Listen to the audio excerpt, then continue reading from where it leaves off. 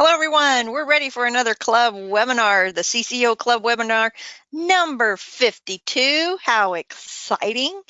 And this is where we answer questions that you've submitted within the CCO club. So if you're looking to get some questions answered, that's a great place to do it. We'll talk more about that in just a second. Tonight, we're going to talk about coding depression. I've seen an click already in the charting for depression, and I'm thinking that it's directly related to the COVID-19, and I suspect we're going to have some fallout with that in the next few months. So you may see that crossing your desks as well. So it's a good time to do a little, let's talk over depression and how we code that and the specificity that's needed. If you need more CEUs, or if you would like to have your questions answered by somebody at CCO.us, it's real easy to do that. All you have to go do is find www.cco.us/club, and we're right there to help you out. We do billing questions and coding questions, as well as do extended product support. We're right there to help you with any needs that you have in the medical documentation. We also, have a pathophysiology course and a pharmacology course. If you think that might be something you'd like to bring up your knowledge base while you're dealing with this quarantine. So let's start with depression. Most of you already know, if you see a code that starts with an F, then it's probably going to have something to do with your feelings. I like to think of it as the old funny farm, or what was the movie? There was some scary movie, I think, that had I don't know. I may not be able to, a nurse or something that was really scary that was on the psych ward or something. No, who knows what I'm remembering. But again, F codes usually have something to do with your feelings. It's mental, behavioral, and neurodevelopmental disorders. So we don't want to forget the neurodevelopmental disorders that are in there. It encompasses all the codes that start with an F. So we have F01 all the way through F99. The key, though, whenever we're dealing with codes that start with an F in ICD-10, specificity is really what we want to pay attention to.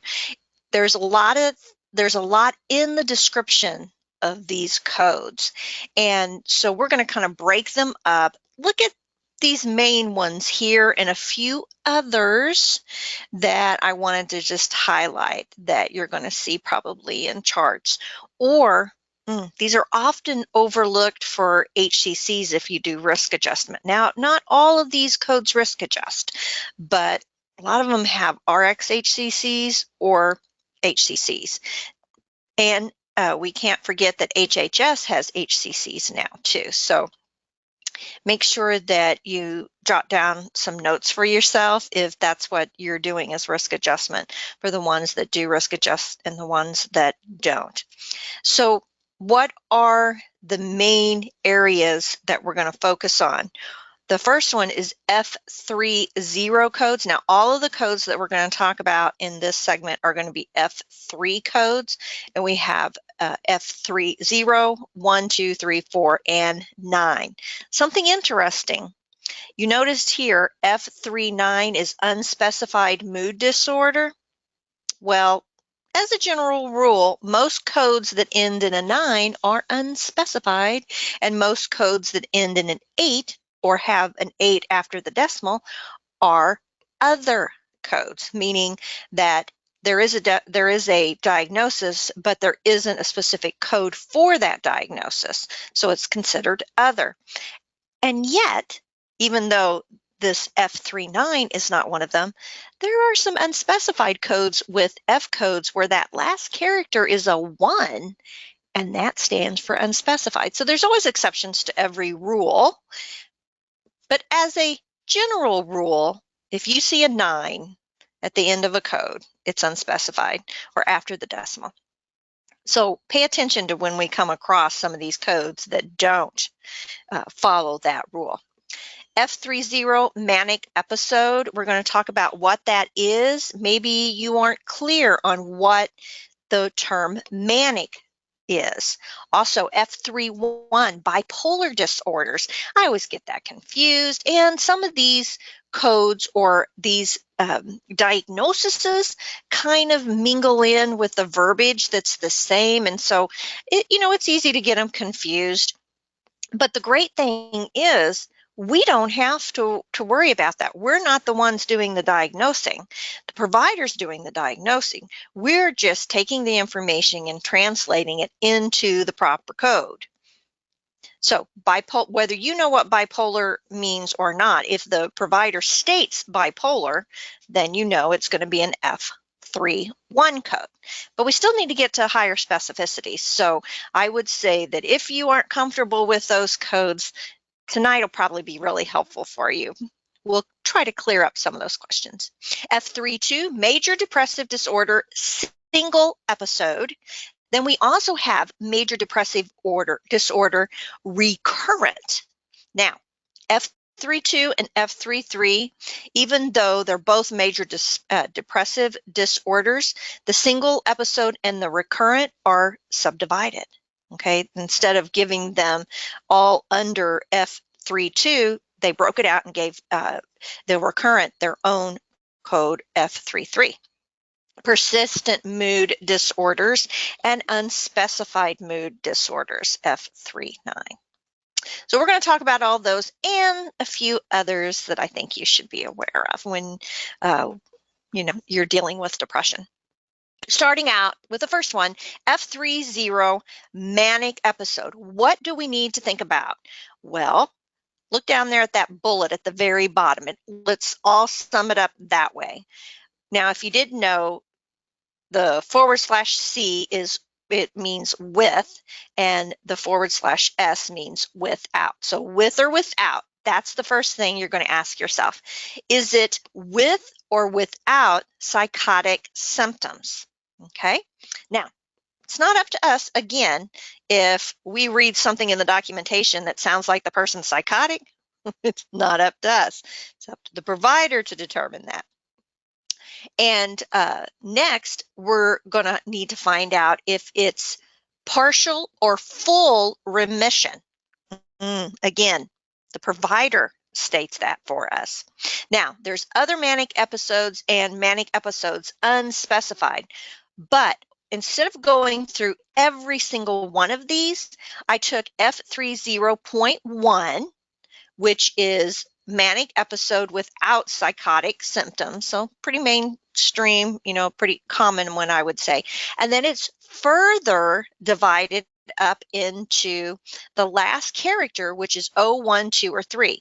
And here, just like I mentioned before, the 0 is unspecified instead of a 9.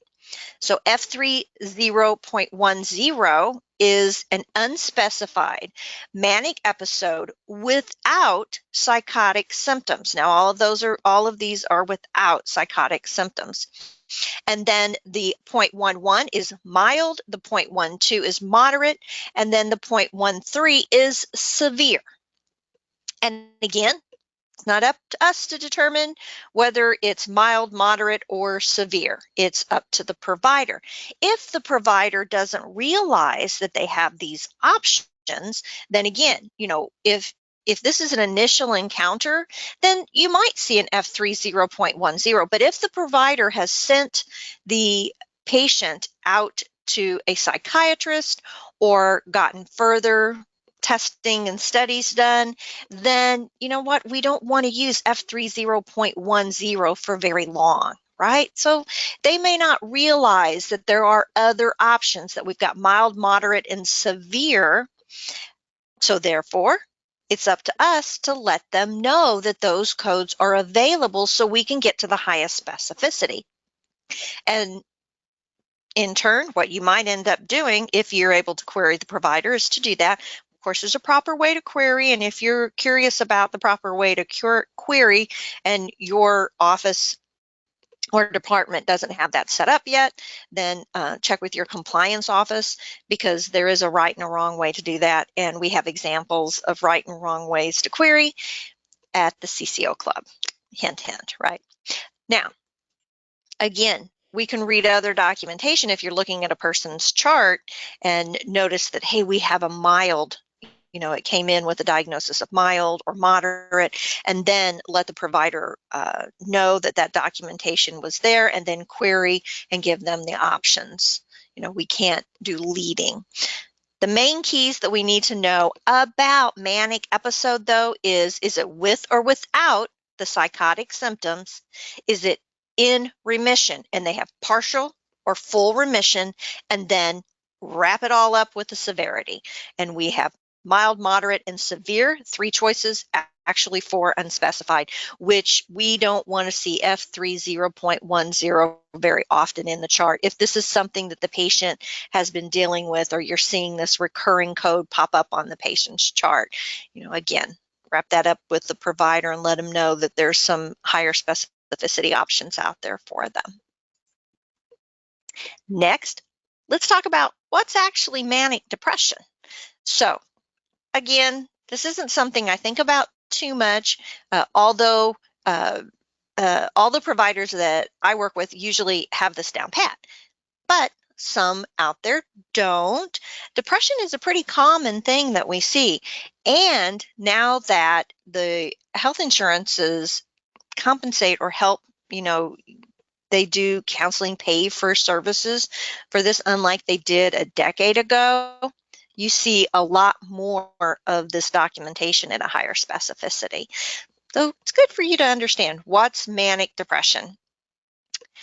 Ultimately, you can have episodes. Episodes means, quantities of time, and then they will either be abnormal, elevated, or irritable moods. Now, the thing of it is we're going to have moods that are out of the ordinary. You could have arousal, and you could have, it says, and or energy levels that last a week or longer. So, again, it's not for us to determine that. Maybe they've just started drinking Red Bull, I don't know. Again, this would be abnormal behavior, a manic episode.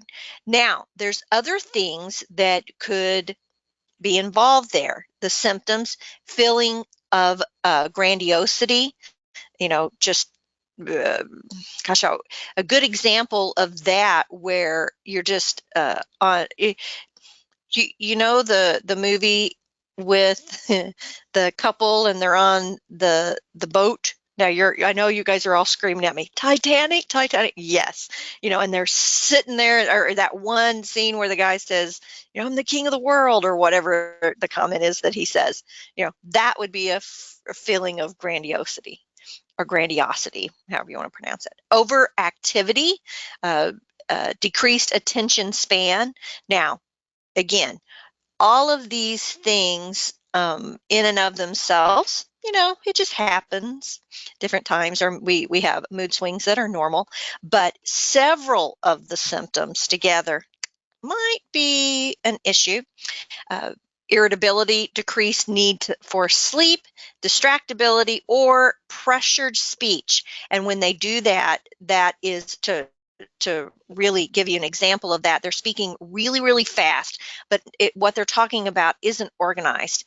And it's not that they're incoherent, but it's just that think of somebody that has attention deficit and they're just snapping, really snapping for a long time, right? Pressured speech. I did note, and this all came from Find a Code, fabulous encoder if you guys are looking for an encoder to use, because they really strive towards education, I think, and that's why I have a fondness for Find a Code. It stated at the bottom of the information that was given for these symptoms is that sometimes, when this happens, they'll go ahead and hospitalize the person, and they can have psychotic symptoms, because remember, we were looking at the other when we were breaking up the code, and it was with or without psychosis. So what would that be? That would be delusions, hallucinations, seeing things that aren't there. And also, it goes on to say abnormal thinking or perceptions. Now, perceptions could be messing with the senses, Also, we always wrap it up with mild, moderate, or severe. Don't forget that. We don't want to see unspecified for very long. Again. Also, regarding manic depression, do not confuse these with symptoms that could be similar. Okay, so other disorders, you could have a manic episode and they could have other disorders that have the same signs and symptoms, right? Alternative diagnoses. Bipolar disorder. Didn't it sound like some of those signs and symptoms were similar, right? Now, we're not going to talk about schizophrenia, because that, again, can have depression in it. But if you get a patient with the diagnosis of schizophrenia, that's another area there's an F code for that, but we're not going to talk about that because that's another whole ball game, as they like to say. But again, schizoaffective disorder, schizophrenia, delusional disorder. So it's not manic depression, it's not bipolar, but they actually have another disorder called a delusional disorder. There are also spectrums of schizophrenia, and there's other psychotic disorders. So what makes this different is it's manic depression. If you have a DSM-5, and you like to do a little light reading, that might give you some more information about mental health and mental diagnosis descriptions, because most of these types of F codes will be found in the DSM-5 to kind of break it up. Now, there's another thing that you have to be aware of. If a patient has substance abuse, you're not going to use you're going to have to pay attention to that, because that might be stimulant use that is causing delusions, right? So again, pay attention to those. And we're just following the documentation. We're not making assumptions. We're there to assist and let the provider know that there are higher specificities, but we're not feeding them codes or diagnoses, right? We're just translating what's documented.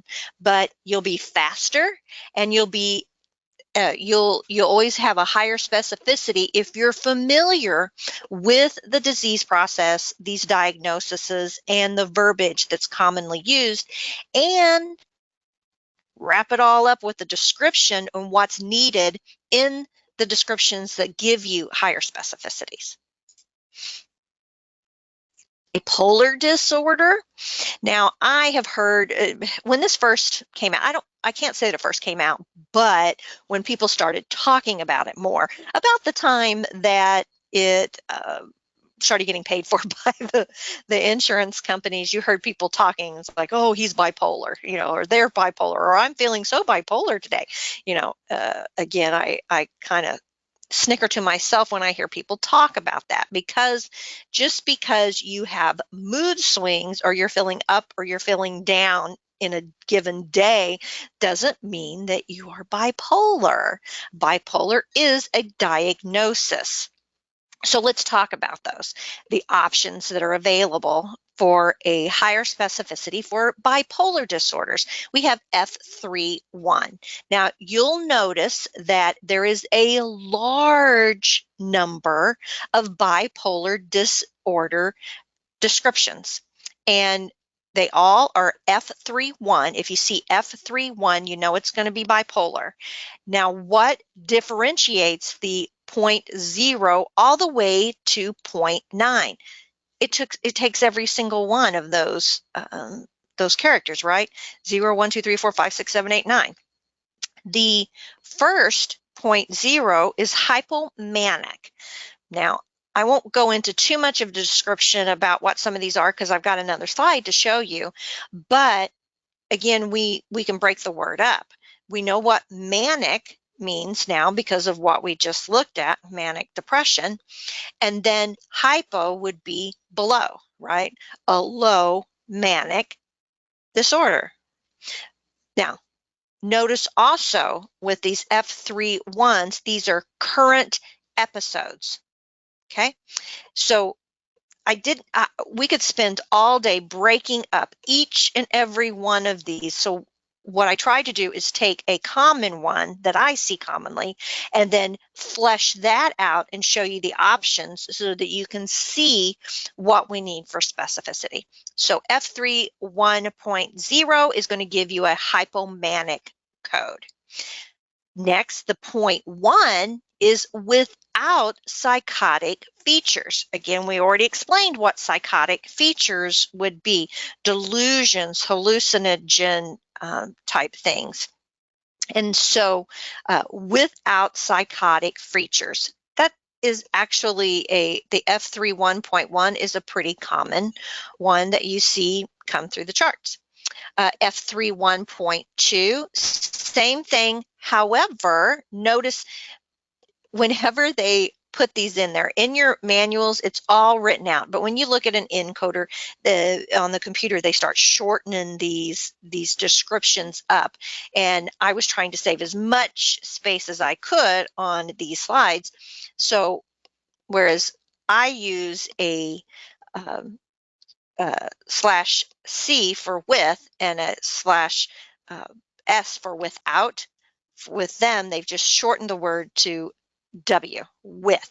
So we have a severe with psychotic features. Okay, so just because it says psych, that it means psychotic. Notice, usually what they do is they start mild and graduate up. So as the number goes up, it gets more severe. But everything's a little bit different with these F codes when we compare them to some of the other coding first character codes.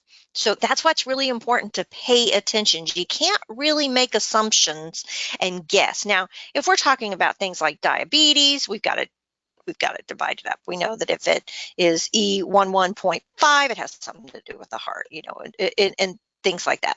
So again, we can almost read that code and tell you the full description, even if it's a longer code.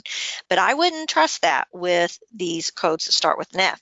So again, we have with psychotic features, and it's severe, F3 1.2.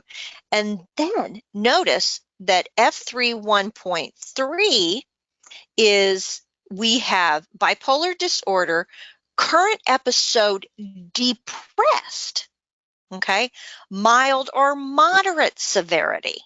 So these are also codes that have more characters to them, right? So this is that first step, trying to get to so we start out with F3-1, then we put in our fourth character, and then we just keep building on those. So up to this point, we haven't had depression or depressed with a bipolar. And then they've got mild or moderate severity is going to be a 0.3. Now, 0.4, similar, still have depressed. However, we have severe without psychotic features. And then with 0.5, we have severe with psychotic features. So whenever they have with, they'll have with or without whenever they have psychotic features with all of these codes. Then notice that F3 1.6 is current episode, not depressed, mixed. So we've got a lot of things going on here. Bipolar disorder, currently in remission, F3 1.7. So again, doesn't matter what all was going on with this other description, we're in remission. Then we have other bipolar disorders and bipolar disorder unspecified. So what really constitutes a bipolar disorder? Mood swings. but it's not just your normal mood swings. I mean, I am not a morning person. So when I get up in the morning, I'm not all chipper, but it doesn't take me long once I get up and moving around, and I'm a very positive, chipper person. I wouldn't say that I'm overly excited, but I can be. And it doesn't take much for me to get excited about little things. And if I'm having a good time, I will get giddy and silly, even though I'm probably too old to be acting that way. But it's mood appropriate. So if I were to go into a business meeting, I'm not going to be giddy and giggly and up high with my mood. You're going to have a calm demeanor, inappropriate mood swings. So it goes from being up, very happy and active, to bottoming out, to very depressed. And you can also have other things, like we said, the psychotic emphasis in there as well. So appropriate mood is all right, but inappropriate mood is a symptom of having some type of bipolar disorder. So you've probably heard people say that they don't, it just happened to me the other day where I was talking with somebody and they said, I don't like to go to funerals because when I get stressed, I laugh. And to me, funerals are very stressful, and I tend to laugh inappropriately at things. And so I just don't go. I don't like to go to funerals if I can help it. Well, now, understanding that you do that, that is not a bipolar disorder. That is the way the body or that person deals with stress, right? And so that's okay. But if something can't be controlled, then again, that's different. Not being able to control the up and down mood swings that would be typical in the examples they give is work, school, and relationships. So when a person goes in and gets evaluated, there's all kinds of questions that they ask them, and they take tests and verbal tests and speak with a psychologist or a psychiatrist to determine if a person has this inappropriate behavior, bipolar disorder. When they evaluate, they can also have activity and energy changes, not just mood. So you could be really up, high energy, feeling great, want to run a marathon, and then, next you can't get out of bed, right? So it's very large mood swings. I thought also that it was interesting that when we mentioned pressured speech before, that this is indicative speaking rapidly in disorganized manner and being difficult to follow. Because I've seen some of that in characters like in movies and stuff. And you think, oh, well, that person, really, and it's kind of a funny plot where the person's talking real fast to themselves. I got to get another sip of my ginger ale. Hold on. Okay. Now, also with bipolar disorders, there could be times when hospitalization is needed, and those diagnoses, we want to make sure we get to the highest specificity with those, because diagnosis codes carry the weight for reimbursement for inpatient stays. What do we need to know for bipolar? We need to know if it's at mild, moderate, severe remission level. Are we in remission or not? And we have to know if the current episode is divided up as depressed, hypomanic, manic with or without psychotic features, and then we have those last two, we have mixed or unspecified that we can use. Want to stay away from unspecified, but it has its purpose, because until it's identified, the best code to use would be unspecified. We don't want to accidentally code somebody as having severe bipolar disorder when in fact they only have mild, right? We want to be very careful with the codes that we choose. Moving from bipolar and manic depression, now we're going to look at major depressive disorders. This is an F32, and these, the ones that I picked, are single episodes. Now, again, you can go in and you can look and open those up to higher specificity there. So when we look at the F32 codes, which are major depressive disorder, notice right away, single episode, mild, moderate is still right there, but it's divided up. It's not in one. So we got 0.0 mild, 0.1 moderate. Then we have severe, but they broke severe up and gave us the option of without or with psychotic features. Now, we're used to seeing that already in the two previous disorders that we've talked about, and it makes sense that we'll see these a lot in codes that begin with the character F. Then we move into partial remission and full remission. So we didn't have that with the previous codes with bipolar. They said it was, we had mixed, and that's not here. And we had in remission.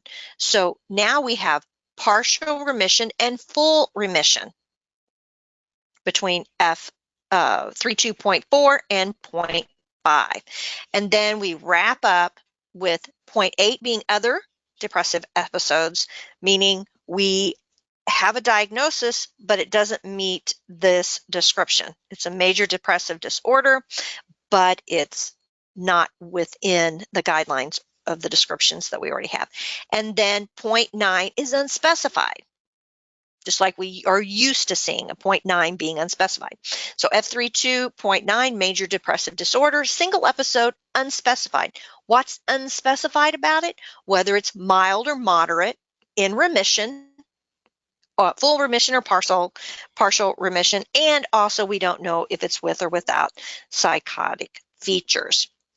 So when you see major depressive disorder, a lot of times it's abbreviated as MDD. So it'll say MDD mild, okay, or MDD/S psychosis or psychotic features. Then, or it'll say MDD remission.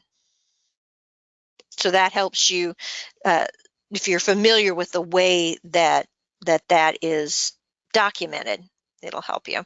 And if you're not used to seeing it, you'll be scrambling in your brain thinking, what in the world is mild MDD, right? So it stands for major depressive disorder. What actually happens is that the patient is depressed and they're not, it doesn't have necessarily a specific time span. I don't think, can't say that it does. I've not read into that or studied that enough. However, a person is not interested in things that they usually are normally interested in, the usual activities that they like to do. Maybe a person, is a singer and has no desire to sing whatsoever, which would be very rare for them or something. The symptoms can be critical, and the criteria is that there could be hospitalization with these as well. But with MDD, you want to make sure that the symptoms cannot be connected with something else, like a medical condition. People that have problems with their thyroid, if they have hypothyroidism, they get depressed. Because it's an endocrine problem, and whenever you're messing with any type of gland, an endocrine part of the body, it can mess up every body system, and depression is very, very common with those. And then that euphoric fever feeling can happen when they're hyper. So again, maybe not just hyperthyroidism. Think of other conditions that could make you feel draggy and tired and lethargic and not interested. It could be hyperglycemia or hypoglycemia, which would both give you a depressive, not feeling good feeling and not want to do what you normally would like to do. So when a person has something else, a medical condition, a mental disorder, or again, like what was mentioned before, substance abuse, then you cannot mix that in with this. This is not a major depressive disorder, right? So we don't want to assume that something's MDD unless it's diagnosed as that, right? The description that has to be met for it to qualify for MDD is that it has to last at least 2 weeks. Now, if you have a medical condition like hyper or hypoglycemia or stuff, that would that's going to come to a head very quickly, right? But thyroid condition, sometimes it doesn't, and it can take a long time to get those levels regulated, where a person can go 2 weeks or a month with feeling off and not understanding why they feel depressed or having these strange thoughts and feelings. And then when you put all the other signs and symptoms together, then the provider, might have their thyroid checked and say, oh, wow, yeah, that's definitely an issue. Also, if maybe something has happened in a social situation, what if there is a recent loss of a family member? There is no timeline for grief, as they say, and they go through, people go through stages of grief where, you're angry, you're in denial, you're depressed, and again, I can't remember, I started to say I can't regurgitate those stages of grief. Don't know why that I use that term when I'm trying to get things out of my brain, regurgitate. But again, a social situation or something that maybe they lost their job. Now, this is where we're looking at the fallout from COVID-19, right? So just because a person is having a temporary feeling of depression, they've never had any of this happen before, and they are laid off, they're quarantined, they're worried about having enough toilet paper, little things that stress you, those are appropriate feelings for the scenarios that the person's going through, right? Now, if none of that was happening and they were having these feelings and signs and symptoms, then again, it would be inappropriate. And I suspect we're going to see some of this, people trying to recover the mental well-being. Also, there's never been a hypomanic or manic episode in the past, okay? Because that's different. That's a different disorder, right? Not major depressive disorder. Now, MDD is not kind of a catch-all. It does encompass a lot of symptoms. So I like to think not so much as like COPD, where when a person has an obstructive chronic breathing problem, COPD, I'm going to turn off my webcam. No, I'm going to ignore that. My webcam's struggling, it looked like. Okay. So, again, it has to be appropriate, right? For it to be in the realm of major depressive disorder.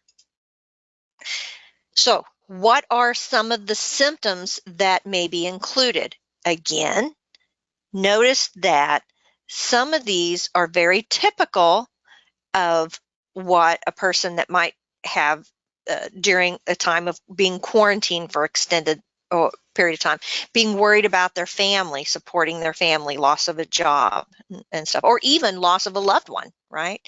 These may be similar, but they're not major depressive disorders. What happens is you get multiple of these, or we don't have a reason that you can tie it to. So let's look at those. Interest and pleasure in all activities are gone, right? Typical things that you enjoy doing, you no longer enjoy doing. Sleep disturbances. So you either sleep all day and you can't sleep at night, right? Or you sleep all the time, right? Or you just can't sleep. Changes in appetite or weight. And let me tell you, these are all signs and symptoms of having a thyroid issue too, and some other diagnoses that you may be able to think of that you're familiar with. Inability to concentrate or make decisions. all of those could also be a endocrine problem where a person's having problems with their blood sugar. So pre-diabetes, things like that, or maybe you're diabetic and you're having issues. Fatigue, feeling of poor self-worth, hopelessness, or guilt. Now, I can tell you that people that have diabetic issues you don't see these signs and symptoms very much, but people that have thyroid issues that haven't been diagnosed yet, uh, I have seen these symptoms uh, come up, and then it's usually a person will come up and say, hey, to the provide documentation saying, because they know they have a um, thyroid condition, and when they know they need to go in and have it checked, their levels checked again, they could be having feelings of hopelessness that's not typical for them, and they know their body well enough to say, okay, something's off, this isn't normal, I shouldn't feel this way. So again, you can't give this diagnosis with a person that has another diagnosis that would give you the same signs and symptoms, right? So a person that has a thyroid condition that gives these signs and symptoms would not also be an MDD unless there's another reason, something else going on. Agitation or sluggishness. What is, when you're not feeling well, something's off, you do get agitated. Physical aches and pains.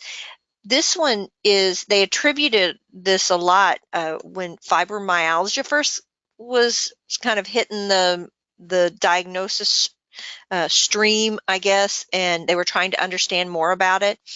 Some of these were attributes of that: the fatigue, inability to concentrate, the agitation, the sluggishness, the physical aches and pains. And they were saying, well, they're just depressed. But they weren't depressed. There was something physically wrong with them, again, like the thyroid issue or some other ones, but also suicidal thoughts. So I know somebody that, the reason I keep referring back to a thyroid issue, I know a few people that have thyroid conditions, and they always know, and they've told me about, I can always tell when something's off and I need to have my levels checked again. And one told me one time that she'd be driving down the road and she'd look over and see a semi and think, I wonder what it would feel like just to drive into that semi. It's like, and then she would, she knew that was irrational, not logical, and so on and so forth, right? She didn't have suicidal thoughts, but if you were to tell somebody that, they would appropriately be very concerned about you. And sure enough, she said, when I get those thoughts, I'm going to go straight to the doctor, and sure enough, I need to increase my medication or something's changed for my thyroid levels. So what do we need to identify? Whether it's mild, severe, in remission, if it's single episode or recurrent, which we just talked about the single episode. And we have to remember that at least 2 consecutive months between episodes.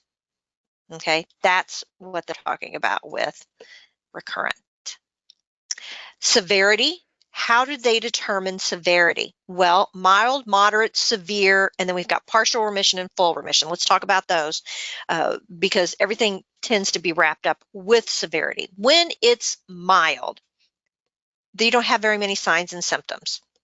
And you might not have a lot of functional impairment. Whereas if you had moderate, you've got more signs and symptoms. You might have the sluggishness, the agitation, and the suicidal thoughts. Okay, there you're getting into more moderate, right? However, severe, then again, it's not manageable. Okay, you're getting into suicide thoughts, you're having multiple signs and symptoms, and you're really kind of at the end of your ropes, right? Where you can't manage this on your own anymore. You can't live a normal social or work life, that it's hindering that. Partial remission means you have a diagnosis of MDD that is in a current episodes, you have some signs and symptoms, but everything's not resolved, but you go over a period of less than 2 months without the significant signs and symptoms, you're improving the signs and symptoms. So you go from having 4 signs and symptoms to having 1, right? And you're looking at those 2-month period of times. Full remission means you have no signs and symptoms for the past 2 months. And then that's what constitutes the full remission.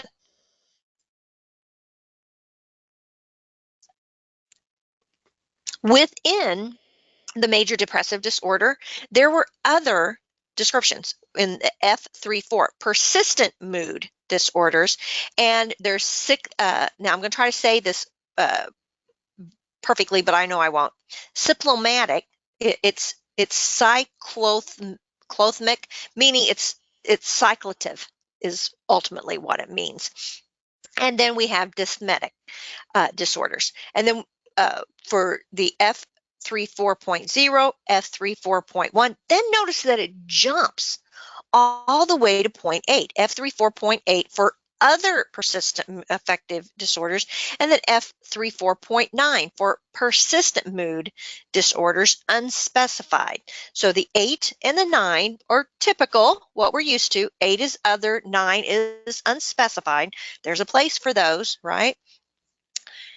But the 0.0 and the 0.1 are definitive.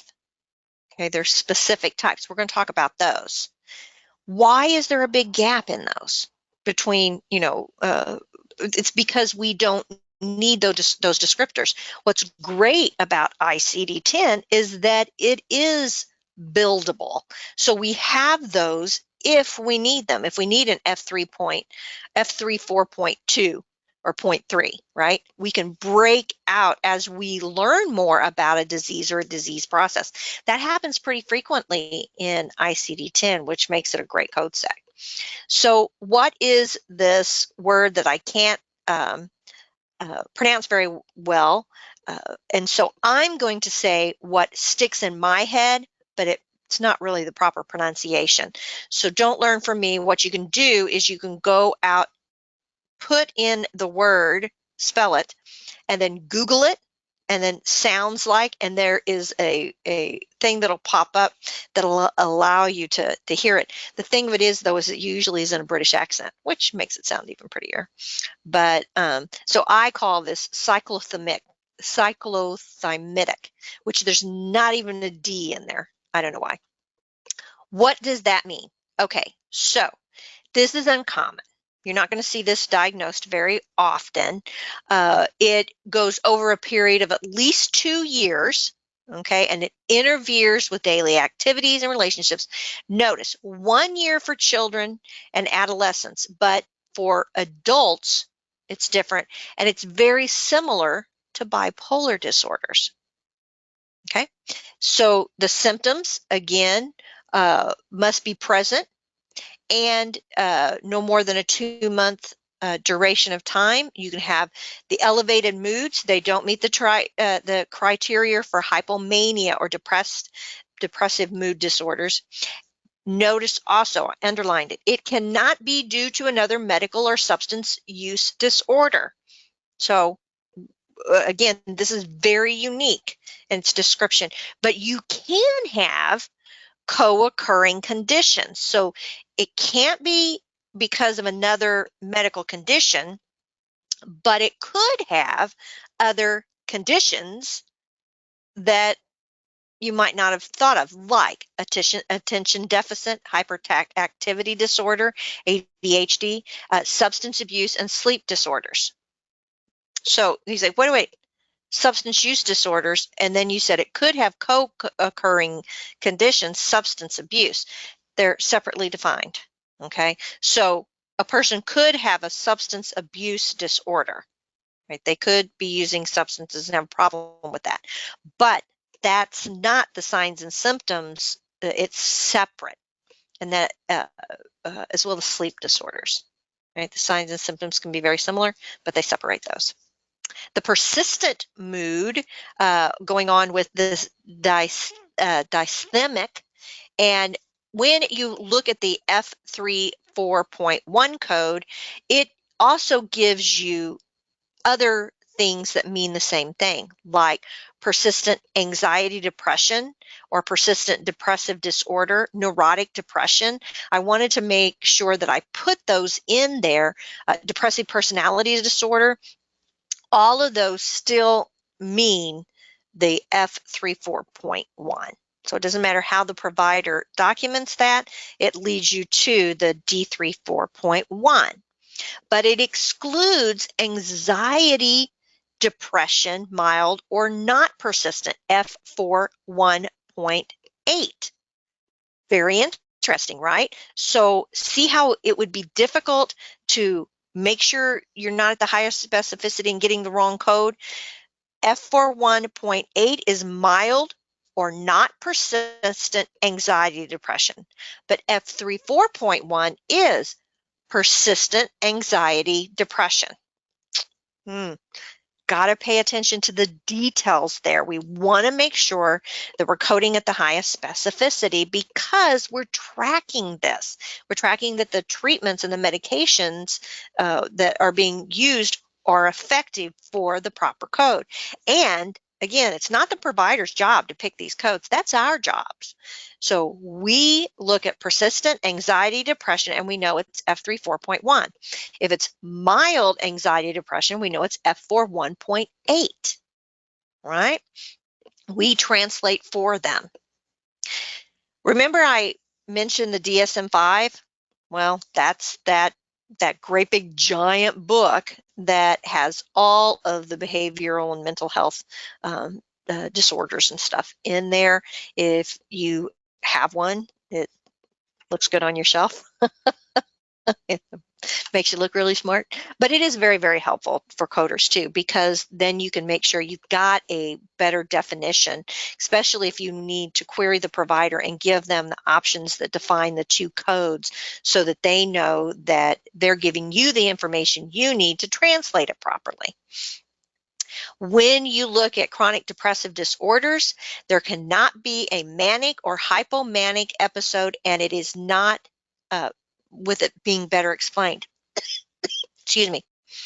But documenting, we want to know if there's remission, onset, and episode. Those are the three things, plus mild, moderate, and severe. Oh, my ginger ale hitting the spot. Now we're going to talk about anxiety. Anxiety is different than depression, but we see some of the verbiage crossing. And even though we said we were going to talk about depression, I wanted to make sure that I mentioned these because look at the code that we just saw, that F4 code, two separate codes, but it's right there together. So F40 through F48 is anxiety, disassociated, stress-related, et cetera, mental disorders, right? F40 through F48. The F43 is what I wanted to bring to your attention because it's reaction to severe stress and adjustment disorders. I see this a lot in the documentation. One that I see a lot is the adjustment disorder, the F43.2, which is, again, it's broader than that. But we also see the PTSD. And I get a little annoyed when I hear people throwing about the PTSD diagnosis, like, oh, I have PTSD, because it really, truly is a diagnosis that, you know, we don't want to make flippant about it or treat it flippantly. It is a diagnosis that a lot of people struggle with. So just because you couldn't buy toilet paper at the store does not mean that you have PTSD now, right? It needs to be diagnosed by a doctor, right? A medical professional. So we're going to talk about that a little bit, and we're also going to talk about the adjustment disorders because I do see those frequently on our geriatric patients.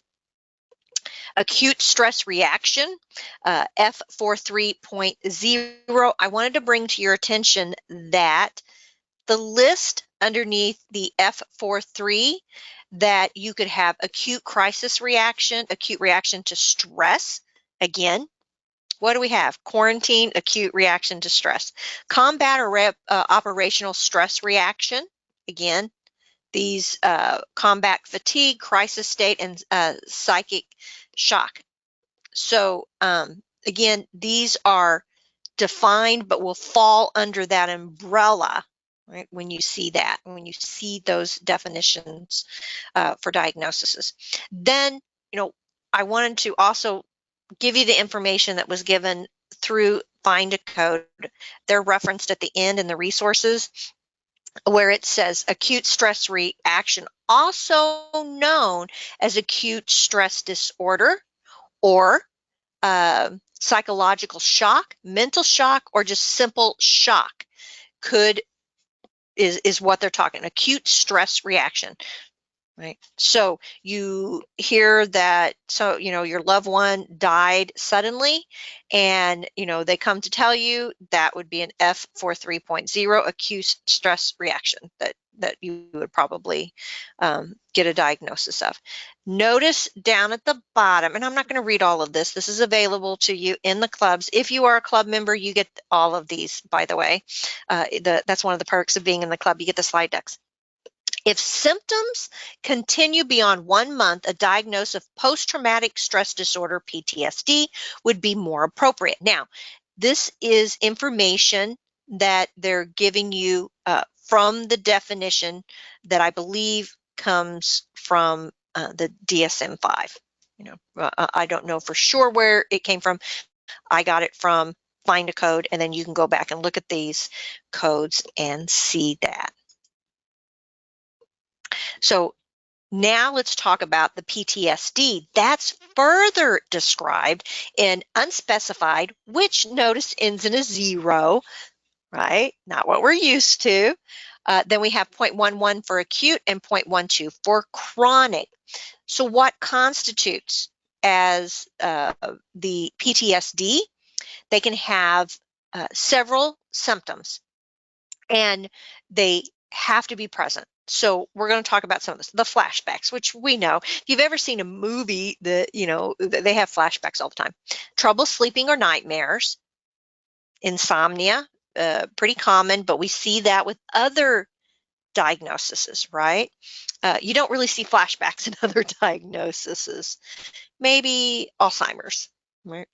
Unable to remember portions of the event, so disassociation, where you tell the event, but there's a big gap that you can't explain why you don't remember that. Feeling alone or detached from others, angry outbursts, and or destructive behavior. So, you can't, for whatever reason, there's no way for you to get the frustration out except for just to break something. Right.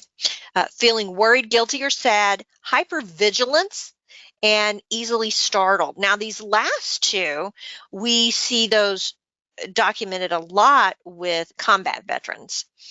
Again, they're, but not just the hypervigilance. If a person was in maybe a motor vehicle accident or maybe an assault, then that hypervigilance could be present and easily startled too, right? So, co-occurring disorders with PTSD could be depression, bipolar, anxiety, or substance abuse. So you could have those diagnoses along with your F43 code. But what do we need to get to the highest specificity? We haven't specified. There's a purpose for that. There's a time and a place for that. But we also have acute and chronic. So we want to get to the highest specificity with these codes. 6 to 12 weeks.